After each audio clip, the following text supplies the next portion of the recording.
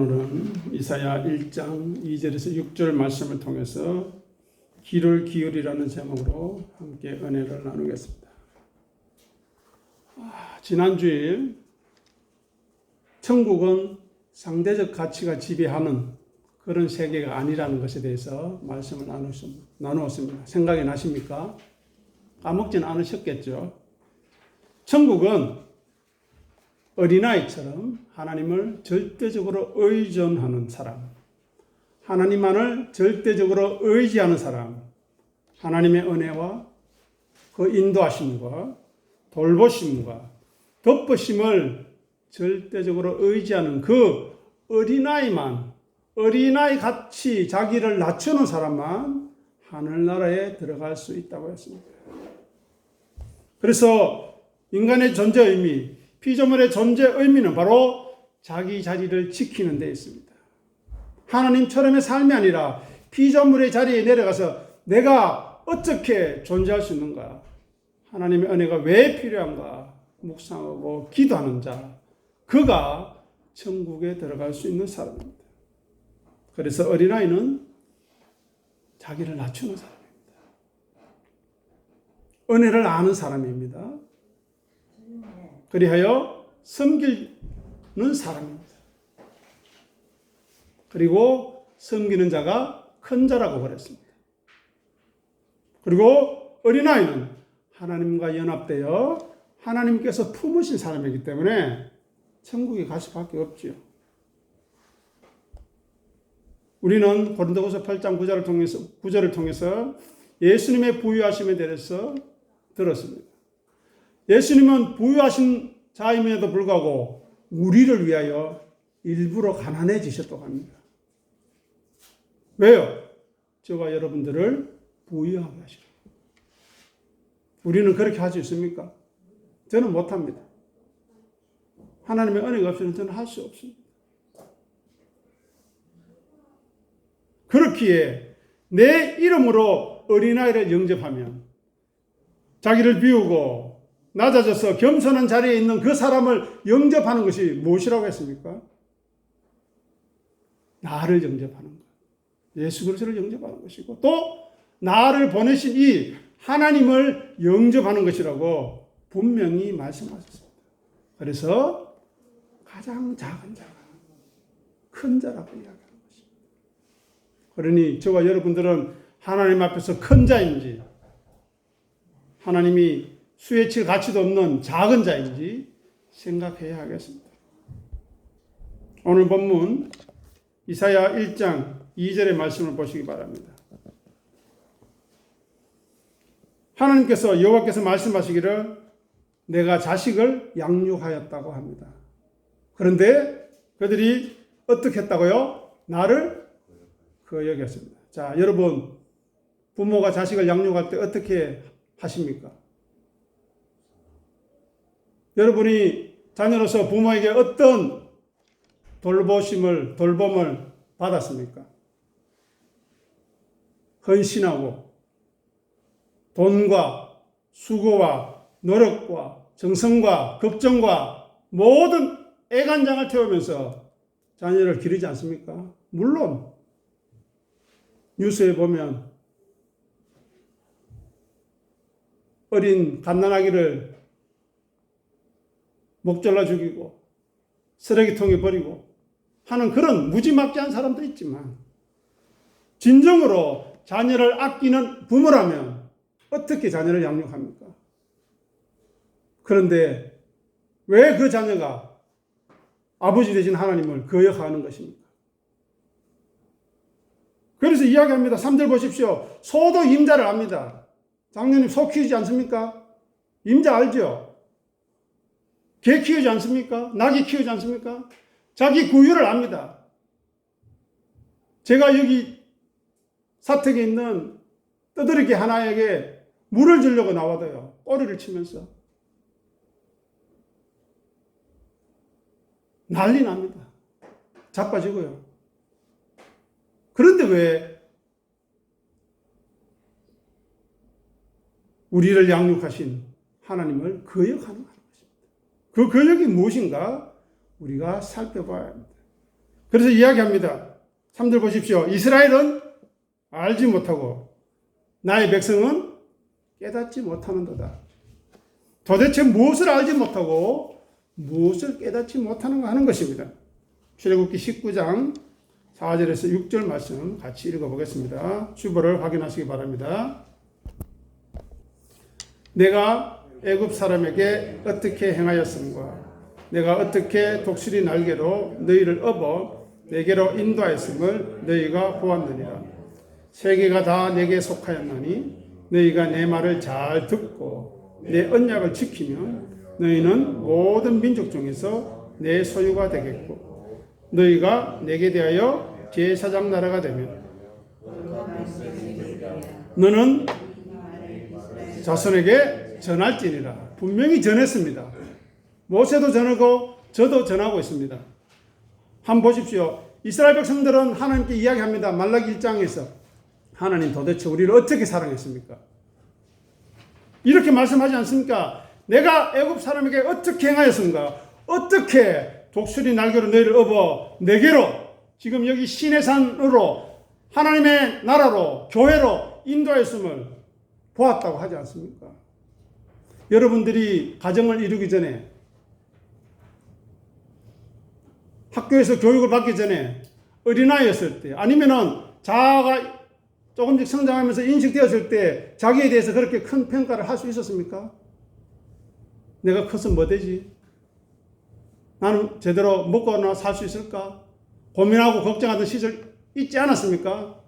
그런데 왜 그 시절을 우리는 잊어버립니까? 하나님의 그 시절 동안 우리 하나님께서 인도하시고 구원하시고 우리를 지키시는 은혜는 어디에 갔습니까? 이스라엘 백성들이 고된 노동으로 탄식하고 부르짖으실 때 하나님은 말씀하셨습니다. 내가 듣고 그 언약을 기억해요. 나는 너희 하나님이 되고 너희는 내 백성이 되리라. 말씀하셨습니다.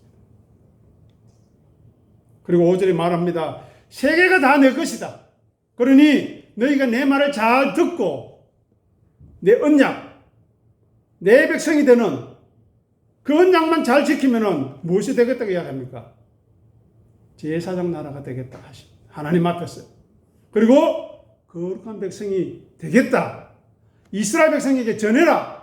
저도 지금 여러분에게 전하고 있습니다. 여러분이 하나님의 언약을 지키고 그렇게 살아갈 때 하나님의 소유가 되고 제사장 나라가 되고 거룩한 백성이 되겠다고 만드시겠다 약속하셨습니다. 제가 하는 것이 아닙니다.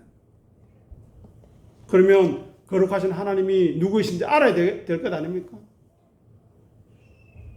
거룩한 백성으로 만들어져 가는 것이 얼마나 크고 놀라운 은혜인지 그렇게 다듬어져 가는 손길이 얼마나 귀한 것인지 생각해야 되지 않겠습니까? 다니엘서 12장 10절 주보를 통해서 읽어보겠습니다. 읽겠습니다. 많은 사람이 연단을 받아 스스로 정결하게 하며 희게 할 것이나 악한 사람은 악을 행하리니 악한 자는 아무것도 깨닫지 못하되 오직 지혜 있는 자는 깨달으리라. 아멘. 보십시오. 거룩한 사람은 연단을 받는다고 합니다. 연단이 무엇입니까? 하나님의 백성으로 훈련받는 것, 연습한다는 겁니다. 어떤 연습입니까? 자기를 비우는 것, 자기를 낮추는 연단과 연습을 받아야 합니다. 그래서 히브리서 12장 6절에서 이렇게 말씀하지 않습니까? 사랑하시는 자를 징계하고 받아들이시는 아들마다 하나님이 채찍질하시느니라. 왜요? 거룩하게 만들어야 되니까. 우리가 아직 덜 됐으니까. 아직 성숙하지 못했으니까. 두드려 맞아야 한다는 겁니다. 그런데 우리는 싫습니다. 저도 싫습니다. 부모한테 꾸지람 듣는 거, 아내한테 잔소리 듣는 거 싫습니다. 하물며 하나님께도 꾸지람 듣는 게 싫은 것이 죄인의 속성이라고 합니다. 어떻게 하시겠습니까? 그 연단 없이는 정결하게 또 희게도 될 수 없다는 거예요. 두 번째 보십시오. 악한 사람은 어떻게 한다고요? 악을 행합니다. 그 행하는 악이 무엇일까요? 말씀에 관심 없습니다. 그냥 교회 앉아있다가 집에 가면 끝입니다. 성경 절대 안 펼쳐봅니다. 유튜브 지금 18번째 올려놨는데 절대 안 봅니다. 자기 계획과 욕심에 따라 행합니다. 자기 의지대로 행합니다. 그 자체가 심판입니다. 멸망입니다. 그러니 보십시오. 악한 자는 아무것도 깨달을 수 없다. 왜요? 눈이 감기고 기가 막히고 마음이 굳어져 있으니까 깨달을 수 없습니다. 무지한 겁니다. 무감각한 겁니다. 어떻게 하시겠습니까? 예레미야 4장 22절에도 이렇게 이야기합니다. 같이 읽어보겠습니다. 내 백성은 나를 알지 못하는 어리석은 자요, 지각이 없는 미련한 자식이라. 악을 행하기에는 지각이 있으나 선을 행하기에는 무지하도다. 어떻습니까? 내 백성이 나를 알지 못한대요. 말씀을 알지 못한답니다. 어리석다고 합니다. 미련한 자식이라고 합니다. 그런데 악을 행하기에는, 자기 마음대로 살기에는 똑똑합니다. 지각이 있습니다. 내 마음에 안 드는 사람 조지는 거 잘합니다. 그런데 선을 행하는데 자기를 비우고 자기를 낮추는 일은 절대 못합니다. 왜요? 싫거든요. 자기가 중심이 되고 주체가 되어서 자기 감정과 생각과 의지를 따라 살아가고 세상 풍조에서 살아가는 사람, 미련한 사람입니다. 왜 세상의 풍조에 휩쓸려 갈까요? 다른 자식들, 다른 집 식구들은 전부 다 학원 보내고 학원 3개, 4개, 5개 보내고 또 고가 가야 하는데 내 자식은 그렇게 하지 않으면 도태될까 싶어서, 처질까 싶어서 절대 그렇게 할 수 없답니다. 서울에 있는 제 동기가 있어서 한번 서울에 만나러 갔는데 그래 안 하면 안 되냐? 그래 못 한다. 왜요? 다들 그래 하는데 내만 안 하면은, 우리만 안 하면은 바보 된다는 겁니다. 예수 믿으면서 바보 되는 게 싫다는 겁니다. 자, 그러면 어떻게 해야 될까? 생각해 보겠습니다. 시편 19편 7절에서 8절 말씀 읽어보겠습니다. 여호와의 율법은 완전하여 영혼을 소성시키며 여호와의 정건은 확실하여 우둔한 자를 지혜롭게 하며 여호와의 교훈은 정직하여 마음을 기쁘게 하고 여호와의 계명은 순결하여 눈을 밝게 하시도다. 이 의미가 무엇인지 묵상해야 되지 않겠습니까? 경험해야 되지 않겠습니까? 그래서 감사하고 찬양해야 되지 않겠습니까? 여기 율법, 정거, 교훈, 계명 다 나오는데 한 가지로 정리하면 됩니다. 하나님의 말씀. 말씀 읽으면서 여러분의 영혼이 새로워지는 것을 느끼십니까? 말씀을 가까이 하시면서 여러분의 무지가 깨어나서 지혜롭게 되십니까? 예전에는 내게 못되게 구는 인간들, 눈에는 눈, 이에는 이, 갚아줘야 속 시원한데 그렇게 하지 않아도 나는 넉넉함, 지혜로움이 있음을 느끼십니까? 말씀을 읽고 묵상하고 예배 와서 말씀을 들으니까 마음이 기쁘십니까? 그리고 말씀을 듣고 읽으니까 눈이 밝아지십니까? 예전에 몰랐던 말씀 보이십니까? 생각해야 됩니다. 고민해야 됩니다. 그렇지 않으면 우리는 답이 없습니다. 고린도전서 3장 19절 20절 읽어보겠습니다. 이 세상의 지혜는 하나님께 어리석은 것이니 기록된 바 하나님은 지혜 있는 자들로 하여금 자기 꾀에 빠지게 하는 이라 하였고 또 주께서 지혜 있는 자들의 생각을 헛것으로 아신다 하셨느니라. 또 18절에 보면 이런 말씀이 있습니다. 3장 18절에 아무도 자신을 속이지 말라. 너희 중에 누구든지 이 세상에서 지혜 있는 줄로 생각하거든, 똑똑한 줄로 생각하거든 어리석은 자라거든 되라고 합니다. 이게 무슨 말일까요? 자, 우리의 모습을 생각해 보십시오. 나는 지혜로운 사람입니까? 어리석은 사람입니까?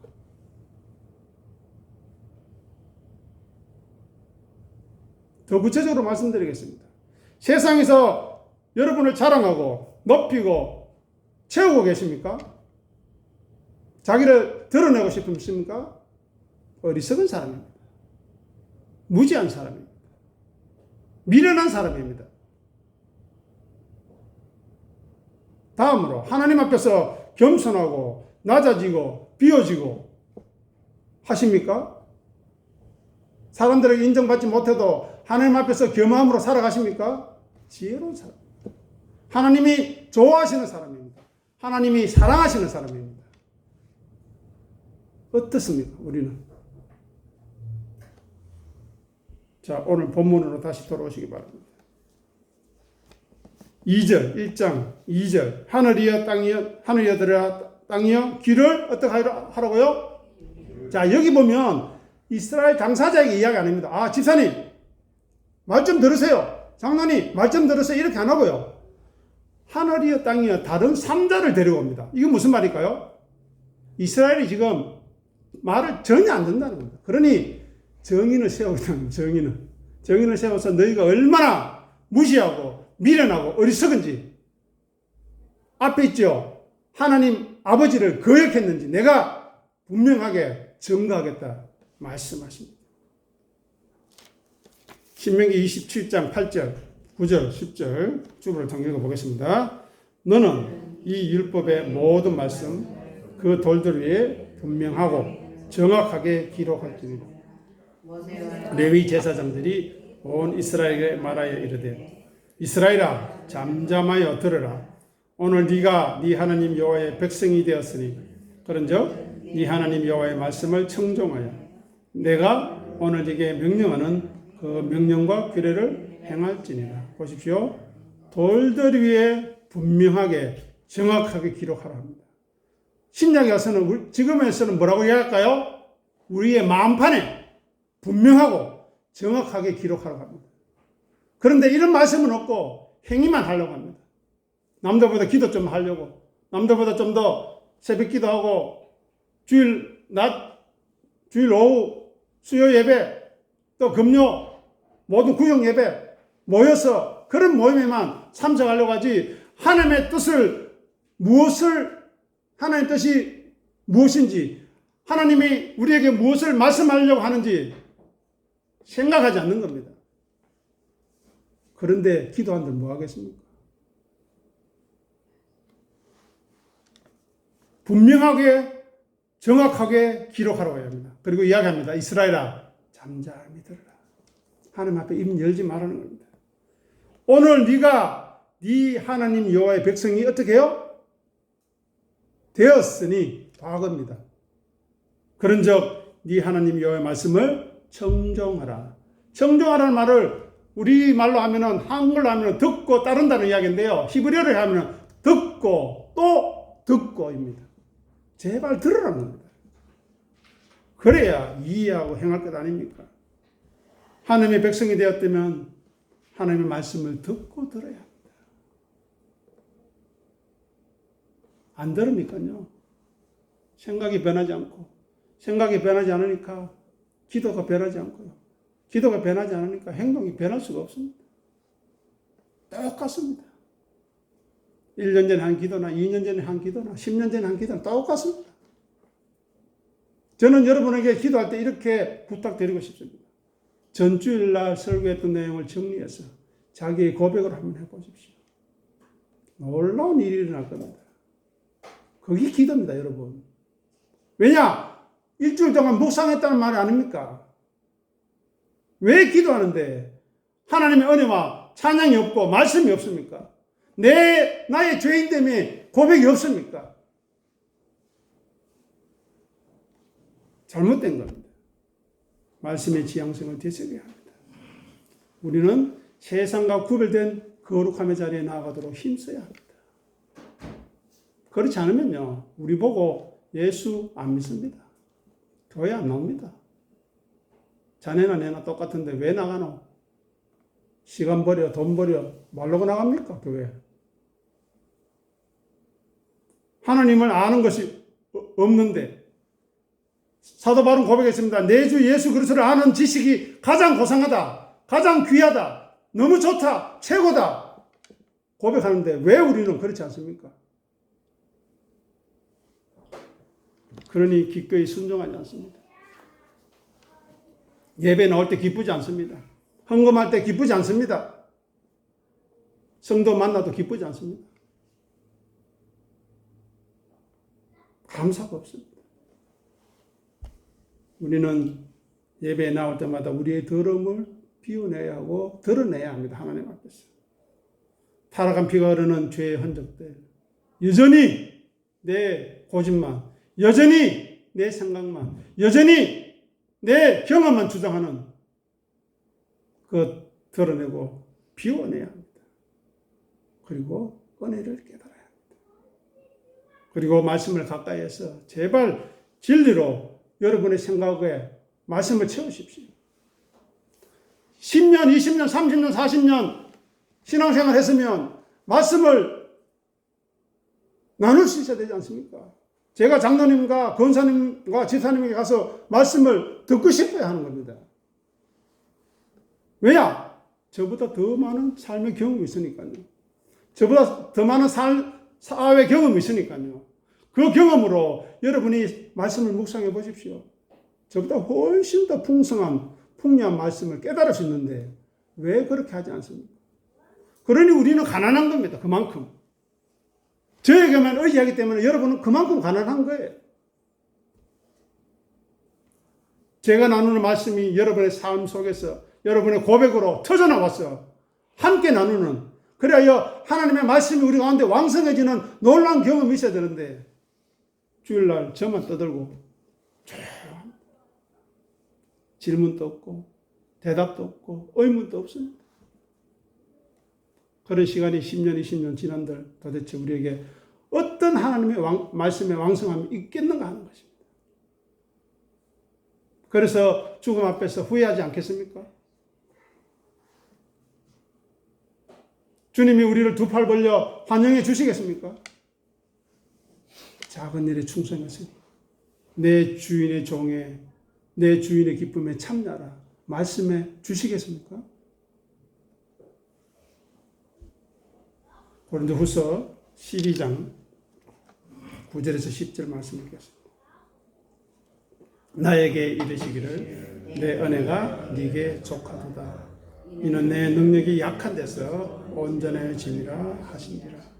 그러므로 도리어 크게 기뻐함으로 나의 여러 약한 것들에 대하여 자랑하리니 이는 그리스도의 능력이 내게 머물게 하려 함이라. 그러므로 내가 그리스도를 위하여 약한 것들과 능력과 궁핍과 박해와 공고를 기뻐하노니 이는 내가 약할 그때에 강함이라. 이것을 거꾸로 적용하면 세상 사람들이 하는 짓입니다. 그죠? 자기 강함 자랑합니다. 돈 자랑합니다. 경험 자랑합니다. 그죠? 그런데 예수 믿는 사람은 내 약함을 자랑해요. 왜요? 그 약할 때 우리를 하나님이 들어서 사용하십니다. 그러니 병들었다고 남들보다 좀 못하다고 자괴감 가지지 마십시오. 그거는 불신앙입니다. 그때 하나님이 강하게 하겠다고, 그것이 강한 것이라고 말씀하시지 않습니까? 여기 보십시오. 내 능력이 약한 데서 온전해집니다. 하나님은 우리의 강함을 사용하시지 않습니다. 우리의 약함을 사용하십니다. 그런데 우리는 왜 강해지려고 합니까? 왜 돈돈하시고 건강하시고 남들보다 잘남을 드러내려고 합니까? 우리가 약해야만, 우리가 낮아지고 비워져야만 거기서 하나님의 은혜가 드러날 것 아닙니까? 그러니 하나님은 우리 인간적인 모든 요소를 제거해 나가시는 겁니다. 그것이 은혜입니다.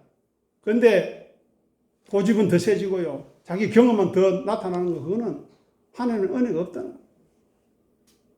우리의 강함을 나타내는 것은 자기를 드러낼 뿐입니다. 거기는 은혜가 없습니다. 그죠? 말씀이 드러나야죠. 그래서 이야기합니다. 내가 도리어 기뻐하면. 도리어라는 무슨 말입니까? 옛날에는 별로 싫었다는 거죠. 약한 것이.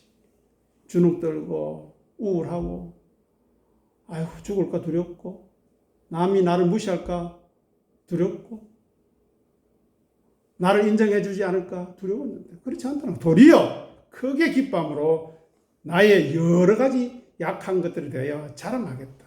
왜요? 그리스도의 능력이 내게 머물도록 하게 하기 위해서.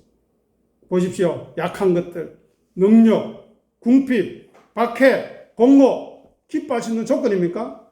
아니죠. 싫어하죠. 우리는. 절대 싫어합니다. 그런데 믿는 사람은 그것을 기뻐하시더라고요. 왜? 내가 약한 그때에 강한 것을, 내가 약한 그때에 예수께서 내 속에 계심을, 내가 약한 그때에 말씀이 역사하심을 우리는 알고 경험하고 체험할 수 있기 때문입니다. 그렇지 않다면 우리는 불신앙하는 사람입니다. 우리는 말씀을 자기 이익을 위해 사용하는 사람입니다. 장로직, 권사직, 집사직, 교회 나오는 것 자랑하고 싶어요. 그리고 교회 나와서 좀 더 남들보다 괜찮은 것 얻어내려고 하는, 성전에서 장사하는 것 우리가 말씀 나눴죠. 그 사람들하고 똑같은 겁니다. 매매하는 거야. 교회 나와줄 테니까 하나님 복 주세요. 건강 주세요. 제가 열심히 찬양 인도하고 기도하고 헌금하고 할 테니까 돈 잘 벌게 해주세요. 우리 자식들 배 굶지 않고 남들처럼, 최소한 남들처럼 떳떳하게 살아가도록 그렇게 좀 도와주세요. 그거 말고 우리 무슨 기도가 있습니까? 하나님을 알고 싶다는 기도를 해보셨습니까? 하늘에 계신 우리 아버지의 이름이 내 삶을 통해서 거룩하게 되기를 원합니다. 아버지의 뜻이 이루어지기를 원합니다. 아버지의 나라가, 통치가 내 삶을 통해서 우리 부산교회 교인 한 사람 한 사람을 통해서 이루어지기를 원합니다. 기도하고 계십니까? 잘하시는 겁니다. 그렇게 하십니다. 보십시오. 오늘 본문 소와 낙이, 짐승들 나오는데요. 그거는 관계성의 정립입니다. 개를 키워보신 분들이나 아니면은 개는 훌륭하다라는 프로그램을 보면 개는 자기 주인이 누군가 딱 정하면은 그 외에는 눈에 보이지 않는다. 그 주인이 남편이든 아내든 누가 딱 정해지면은 그 사람한테 해코지하면은 남편이든 아내는 달려들어서 물고 난리치는 겁니다. 그런데 서열 정리가 딱 끝나잖아요. 나는 이 사람들보다 못한 사람이 되면은 바로 꼬리를 내립니다. 즉, 주인과 종의 관계를 제대로 인식하고 행동하는 것이 누구라고요? 소나 낙이나 개 같은 짐승들이라는 것입니다. 주인을 알아본다는 겁니다. 최소한. 왜요? 생존 본능을 위해서. 주인이 밥 주지요, 물 주지요, 좋아해 주지요, 사랑해 주지요. 꼬리 안 내릴 이유가 뭐 있습니까? 반대로 생각해 보십시오. 하나님이 우리 은혜 주시고 사랑해 주시고 돌봐주시는데 우리가 꼬리 내리지 않을 이유가 어디 있습니까? 왜 여전히 자존심 부리시고 왜 여전히 말씀 앞에서 고집 피우십니까? 본문 4절 보시기 바랍니다. 슬프다, 범죄한 나라예요. 거룩한 나라가 아니라 범죄한 나라라고 합니다. 하나님이 아닌 우상에게로 갔다고 합니다. 허물진 백성이요. 성결한 백성이 아니라 무거운 죄를 짐을 지고 허덕이는 그런 백성으로 떨어졌다고 합니다. 행악의 종자요. 선을 행하는 종자가 아니라, 거룩의 종자가 아니라 죄의 굴레에 빠져서 하나님 나라를 도외시하고 하나님 나라의 기쁨을 잃어버린 종자라고 이야기합니다. 그리고 마지막으로 부패한 자식이다. 변질되었다. 아버지가 누군지도 모르고 하나님의 종이 누군지도 모르고 자기가 누군지도 모르고 나대는 겁니다. 설치는 겁니다. 이런데 슬프지 않을 수 있습니까? 슬프다. 이 단어는요, 죽은 자를 위한 애곡을 쓸 때 자주 쓰는 단어입니다. 슬프다. 그리고 하나님의 응징에 부정적인 경고와 위협이 들어있는 단어입니다. 슬프다. 5절 보십시오. 어찌하여 매를 더 맞으려고 온몸이 폐역을 거듭하느냐? 온 머리는 병들었고 온 마음은 피곤하였습니다.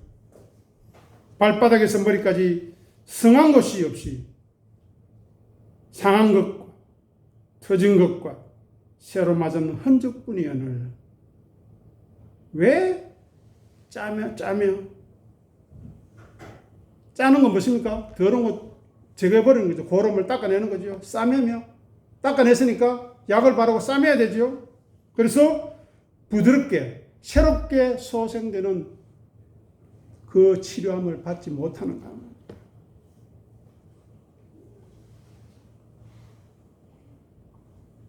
그렇게 될 때 어떻게 될까요? 성경 읽어보셨지 않습니까?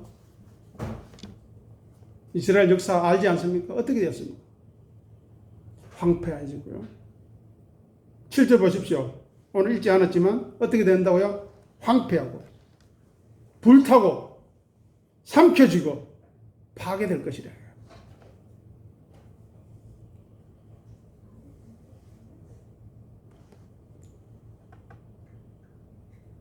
귀를 기울이라.